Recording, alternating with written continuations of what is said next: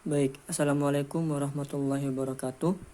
Alhamdulillah, hamdan katsiran thayyiban mubarakan fi kama yuhibbu rabbuna wa yarda. Asyhadu an la ilaha illallah wahdahu la syarikalah wa asyhadu anna Muhammadan abduhu wa rasuluh. Amma ba'd.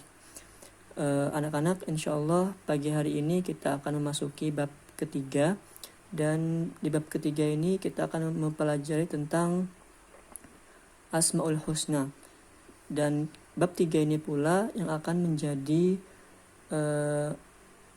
bahan untuk UTS. Bab pertama, bab kedua, dan juga bab ketiga. Jadi saya harap kalian benar-benar paham dan mengikuti pelajaran ini dengan baik. Nah, sebelum kita memasuki bab, perlu kalian ketahui bersama bahwasannya mengapa penulis memasukkan bab Asmaul Husna bab ketiga ini. Ya. Kenapa kok bisa ada Asmaul Husna? Nah, ini yang akan saya jelaskan. Baik.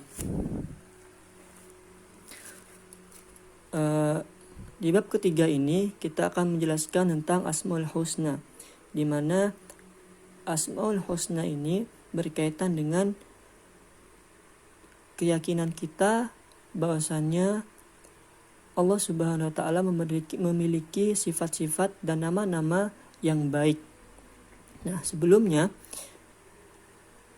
umat Islam, khususnya umat Nabi Muhammad SAW, itu diperintahkan untuk beribadah kepada Allah Subhanahu wa taala dengan ibadah yang benar. Ya, tidak boleh kita menyembah kepada selain Allah Subhanahu wa taala. Nah, itu dikatakan sebagai keimanan. Kita meyakini di dalam hati bahwasannya hanya Allah yang berhak diibadahi. Kita perlu tauhid di dalamnya. Ya, apa itu tauhid? Tauhid itu kalimat la ilaha illallah. Tiada Tuhan yang berhak disembah kecuali Allah Subhanahu wa taala. Dan di bab 3 ini, bab Asmaul Husna itu juga menyangkut dengan tauhid. Nah, para ulama kita membagi tauhid menjadi 3. Yang pertama, tauhid rububiyah. Yang kedua, tauhid uluhiyah. Yang ketiga, tauhid asma wa sifat. Ya. Baik. Kita akan bahas yang A, yaitu iman kepada Allah Subhanahu wa taala. Baik. Iman itu apa sih? Iman itu keyakinan hati kita dengan penuh kepercayaan tanpa keraguan sedikit pun dengan segala sifat dan keagungannya, semua kesempurnaan Allah Subhanahu wa taala, yang kemudian kita buktikan dengan 3 hal. Ya, dengan 3 hal. Yang pertama dengan lisan kita. Kita harus buktikan bahwasanya kita beriman dengan kita berzikir, dengan kita menyebut nama-nama Allah yang baik. Kemudian kita meyakini dengan hati kita. Kita meyakini benar-benar bahwasanya Allah lah yang berhak diibadahi. Kemudian ketiga, bagaimana kita menerapkannya di dalam kehidupan kita sehari-hari. Seperti kita sholat, seperti kita bermuamalat, bagaimana berbakti kepada orang tua, itu karena iman kita kepada Allah Subhanahu wa ta'ala. Nah, iman kepada Allah ini, itu juga mencakup 2 hal berarti, yaitu tauhid rububiyah dan tauhid uluhiyah. Ini ya. Apa sih tauhid rububiyah itu? Yaitu kita meyakini, kita mengesahkan Allah Subhanahu wa taala di dalam hal penciptaan, di dalam hal kepemilikan dan pengurusan seluruh alam semesta. Kita meyakini bahwasannya Allah lah yang memberikan rezeki. Allah lah yang memberikan kita ilmu. Allah yang mematikan kita. Allah yang menghidupkan kita. Ya, itu harus kita percaya. Itu namanya tauhid rububiyah.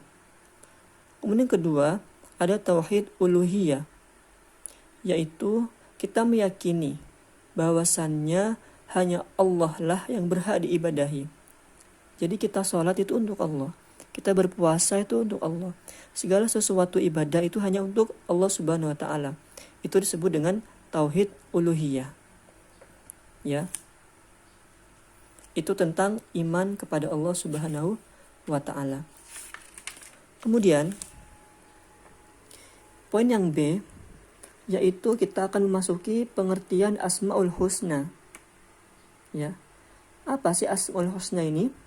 Jadi secara bahasa, asma itu berasal dari kata bahasa Arab yang artinya nama-nama yang berasal dari ismun. Jadi asma ini kata jamaknya. Husna itu baik, berarti nama-nama yang baik. Nah, itu secara bahasa. Secara istilah adalah Asmaul Husna itu adalah nama-nama baik atau nama-nama indah yang dimiliki oleh Allah Subhanahu wa taala sebagai bukti kemahasempurnaan Allah Subhanahu wa taala. Ya. Kemudian berkaitan dengan Asmaul Husna ini yang kita pelajari hari ini itu masuk ke dalam poin yang C atau poin 3, yaitu Asmaul Husna dari tauhid. Ya. Apa itu tauhid asma wa sifat? Yaitu